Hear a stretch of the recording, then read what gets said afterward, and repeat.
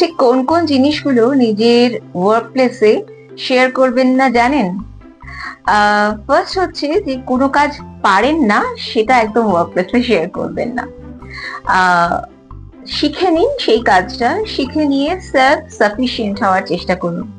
নিজেই নিজের সেভিয়ার হন এবং নিজেই আর কি নিজের সব কাজ করার চেষ্টা করুন। নাম্বার টু যেটা, সেটা হচ্ছে আপনার পার্সোনাল রিলেশনশিপ। বাড়ির লোকের সাথে আপনার রিলেশনশিপ কিরকম সেটা নিয়ে ওয়ার্ক প্লেসে কোনোদিন আলোচনা করতে নেই। এছাড়া যেটা নিয়ে আলোচনা করতে নেই সেটা হচ্ছে যে আপনার ফাইন্যান্স, কোথায় কোথায় আপনি কিভাবে ইনভেস্ট করে রেখেছেন, এগুলো কখনো জানাতে নেই। বলা যায় না কখন এগুলো ব্যাকফায়ার হয়।